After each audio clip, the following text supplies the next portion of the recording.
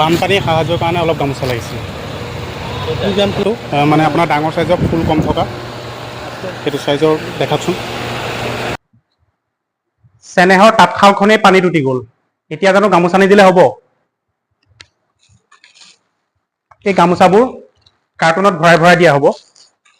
ইয়াতে বিভিন্ন ধৰণৰ কাপোৰ আছে, সৰু ল'ৰা ছোৱালীৰ পৰা আৰম্ভ কৰি একেবাৰে ডাঙৰজনলৈকে।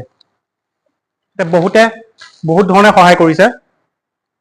কোনোবাই বিয়াত উঠা প্ৰেজেণ্টটো ইয়াত দি দিছে, ব্যৱহাৰ নকৰা নতুন, আৰু কিছুমানে পুৰণি কাপোৰৰ লগতে নতুন কাপোৰো কিনি দিছে। এই বস্তুটো ভাল লাগিছে, সকলোৱে যে একতাৰে ওলাই যে আহিছে, এই বস্তুটো বহুত ভাল লাগিছে।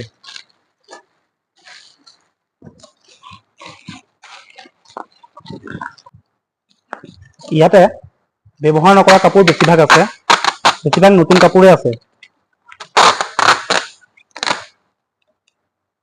আৰু সকলো কাৰ্টুনতে গামোচা থাকিব।